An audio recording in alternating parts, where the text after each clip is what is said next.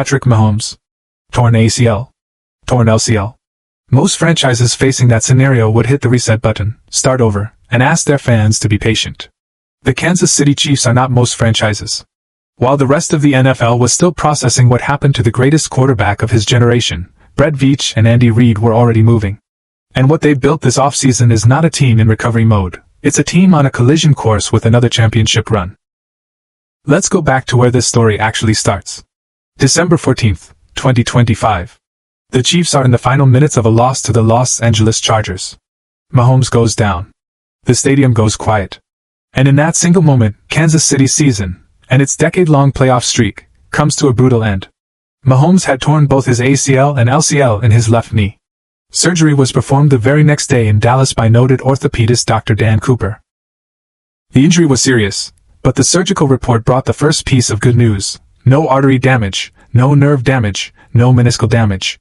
It was as clean as a torn ACL and LCL can possibly be. The standard recovery window for this type of injury is 9 months. The 2026 NFL season is expected to open on September 10th, meaning the Chiefs could play their first game just days after that, placing Mahomes' recovery timeline in almost perfect alignment with Week 1. That's not a coincidence. That's what the Chiefs are building toward. The medical community has started to weigh in publicly. Florida-based sports medicine specialist Dr. Jesse Morse publicly stated he expects Mahomes to start in Week 1, after news broke that Mahomes was on track to participate in the Chiefs' OTAs beginning May 26th. That is not a minor statement. That is a credentialed medical professional putting his name behind a timeline that, just months ago, felt like a long shot. Coach Andy Reid has been equally transparent about where things stand. So he goes to the meetings. He can lift, do all that. Rehab. That's the phase he's in right now, Reid said. We'll just see. Kind of play it by ear. See where he's at. He's doing great, but we've just got to be smart with this thing. And Mahomes himself, speaking directly about his recovery, made his intentions clear. That's the goal, to play Week 1 and have no restrictions. You want to be healthy and give us the best chance to win. There is, however, a procedural detail that makes the OTA timeline critical. The moment Mahomes officially steps onto the practice field, the PUP clock, the physically unable to perform designation clock, begins, and it cannot be reset. Reid acknowledged this directly, saying, once you start the clock, then the clock's got to be rolling. You just have to evaluate what you want to do there.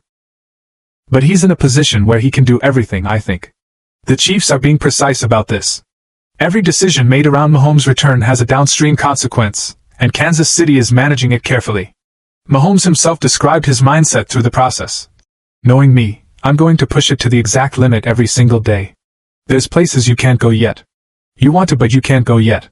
And they're doing it for a reason.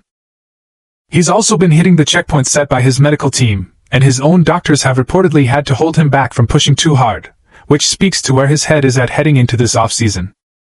But the Chiefs didn't just sit back and hope for the best at quarterback.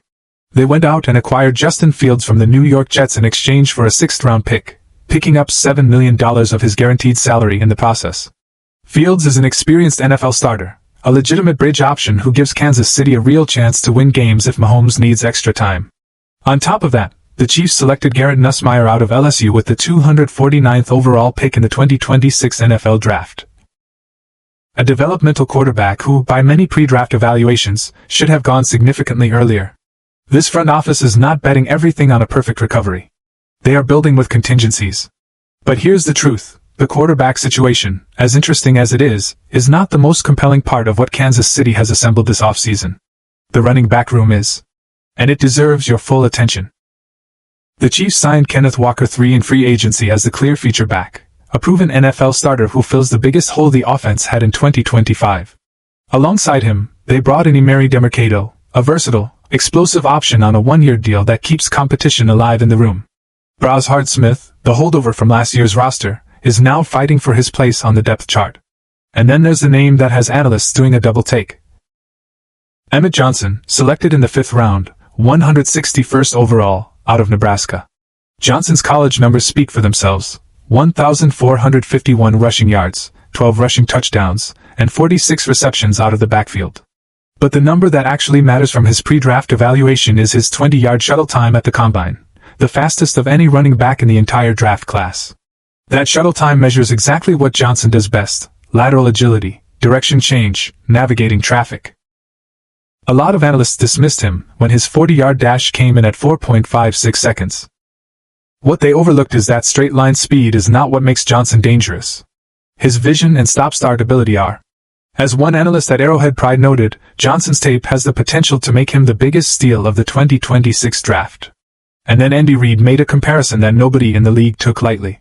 Reid referenced LeSean McCoy, a player Reid coached personally in Philadelphia, a 6-time Pro Bowler, a 2-time All-Pro, and one of the most dynamic running backs of his generation. When Andy Reid, a coach who has worked with elite players at every level for decades, invokes that name, it is not a casual remark. The more Johnson can do on the field, the more he will be used, Reid said, which is the clearest possible signal about how the coaching staff views his role going forward. Johnson is not a depth piece. He is a chess piece. And in Reid's offense, that means everything. Now shift your attention to the wide receiver room, where a name almost no one was talking about before draft weekend has started making reporters take notice. Cyrus Allen, selected 176th overall out of the University of Cincinnati, arrived at rookie minicamp with almost zero national hype. That is starting to change. At minicamp, reporters noted that Allen was consistently making plays. Sideline catches, difficult receptions in tight spaces, and red zone work that stood out over multiple practice days. This was not a single highlight. It was a pattern.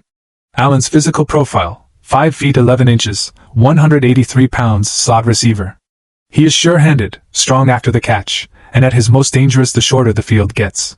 He led the Big 12 with 13 touchdown receptions in his final college season at Cincinnati. And the coaching connection makes his fit in Kansas City particularly interesting. The Chiefs' new receiving coach is Chad O'Shea, who spent years at New England developing Wes Welker and Julian Edelman into elite slot receivers. Allen fits that exact profile, the type of player O'Shea has built a coaching reputation around. Allen himself showed awareness of where he stands. He acknowledged that the NFL transition is not easy, but described studying the playbook, learning multiple positions, and absorbing everything the coaching staff offers. The starting wide receiver depth chart, Rashee Rice, Xavier Worthy, Tyquan Thornton, is already established. But the slot row beneath those names is genuinely open. And with the receiving core facing a significant transition period heading into 2027, players who establish themselves now will have a legitimate runway. Allen is positioning himself for exactly that. Now step back and look at the full picture. The 2025 season produced a 6-11 record. Mahomes threw for 3,587 yards, 22 touchdowns, and 11 interceptions, his worst statistical season as a professional. The Chiefs missed the playoffs for the first time since 2014. That is the low point this offseason started from. The response from the front office. The Chiefs traded up to select LSU cornerback Mansour Delane with the 6th overall pick, the highest draft selection of the Mahomes era. They added Clemson defensive tackle Peter Woods in the first round. They brought in pass rusher Mason Thomas in round 2. They completely rebuilt the running back room through free agency and the draft. They added a slot receiver who fits the offensive system. They acquired a veteran quarterback as insurance, and drafted a developmental one with upside. And they have done all of this while managing the recovery of a 30-year-old, 3-time Super Bowl champion who has stated his goal plainly and directly. Obviously, you can't predict what's going to happen throughout the process. So I'll try to prepare myself to play week 1 and have no restrictions. That is what this offseason comes down to. The roster construction is legitimate. The draft class has earned early respect. The coaching staff is intact. The only variable that matters is the one no one can fully control, whether Patrick Mahomes steps onto that field in September at full strength. If he does, everything the Chiefs have built around him this offseason puts them squarely back in the conversation at the top of the AFC.